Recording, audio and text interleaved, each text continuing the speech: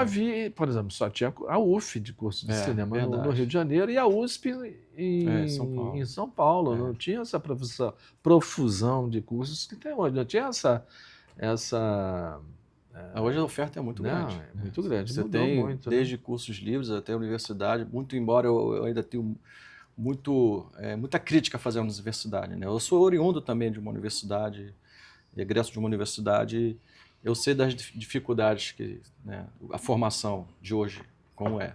Né? Se reclamava que não tinha filme naquela época na UF, hoje podemos dizer que está meio sucateado também. Não mudou muita coisa, não. Entendi. Mas a oferta de cursos mudou muito. Mudou muito. E o equipamento mudou muito, né? Exato. A democracia, né? Até do digital, né? Onde assim, democratizou então, muito deu o acesso hoje em dia. Qualquer pessoa pode ser ter o seu canal no YouTube, no Instagram, né? Então isso eu acho que isso é muito importante. Tem ganhos, tem perdas, mas de uma forma geral, acho que dá voz a muita gente que não tinha como Até antes, porque você, vamos lá, voltar um pouquinho no tempo aqui. Vou voltar uns 20 anos, mais ou menos. 20 anos, tá bom.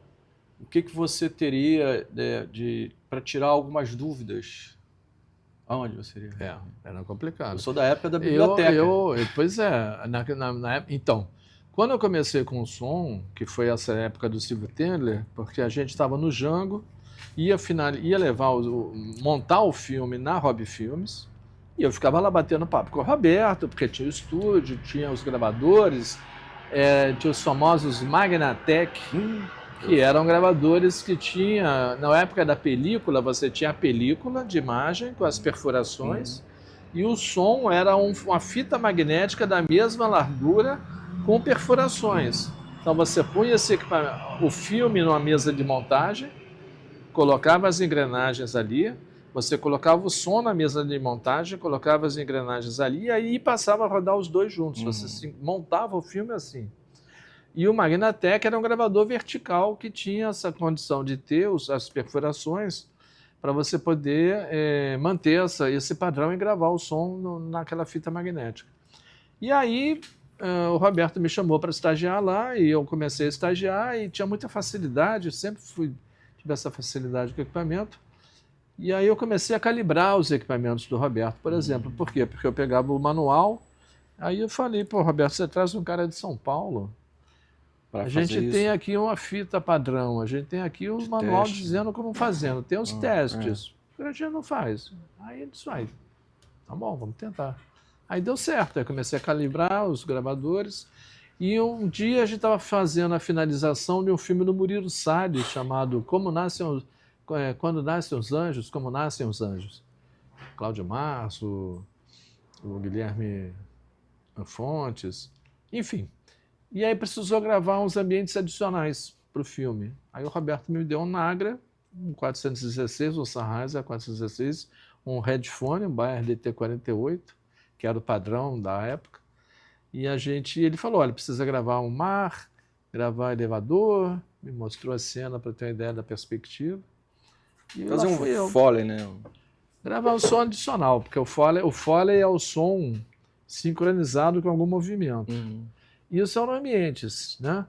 Ele até podia sincronizar depois, mas não era um Foley especificamente. Tanto é que eu ia para a rua gravar. E aí eu fui lá, gravei o telefone, gravei a porta de elevador, aquela pantográfica, gravei o mar. E levei para ele e disse, pô, tá ótimo. Eu digo, pô, que bom, foi fácil. E aí foi nesse processo. E fui conhecendo os técnicos que iam trabalhar lá, né? E ao mesmo tempo, eu chamei uma amiga minha para ser a secretária lá na Rob Filmes.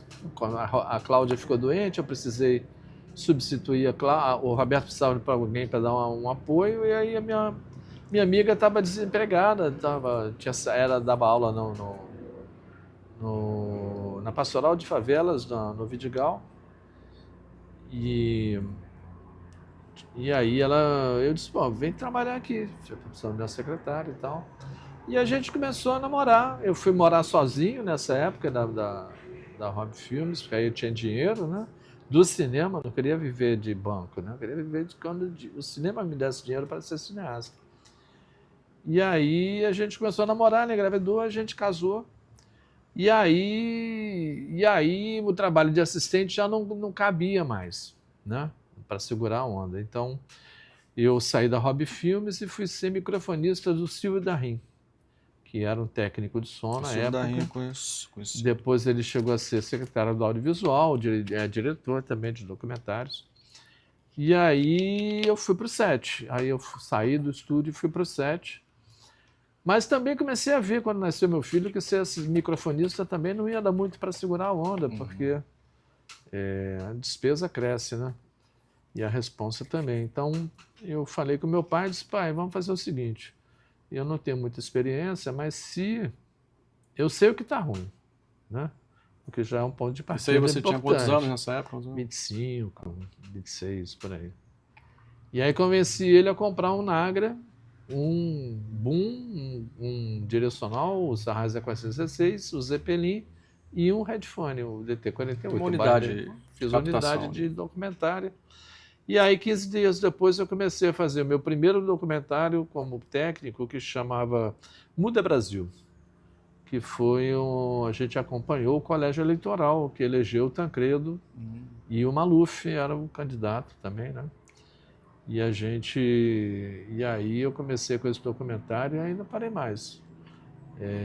Um pouco depois eu fui fazer, isso foi 84 para 85, então eu estou fazendo 40 anos de carreira nesse momento. Está novo, está começando Graças agora. a Deus.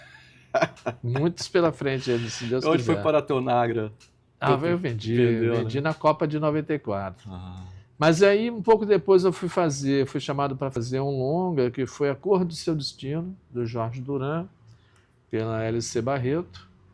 E aí pronto, aí a gente embala, né? É um veterano aí no mercado. E aí o que acontece? O digital entrou nessa época da Copa do Mundo, de 94, porque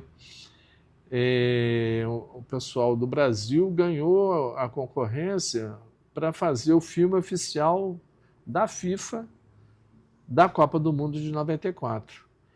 E aí montaram uma equipe, viajaram 100 pessoas para os Estados Unidos, porque a gente tinha 5 unidades móveis 16mm, que era câmera 16, uma Atom, o técnico de som, o produtor, o diretor e o assistente de câmera. Então a minha unidade era o diretor era Robertinho Berliner, fotógrafo Walter Carvalho, assistente Dudu Miranda, produtor Flávio Chaves e o som era eu.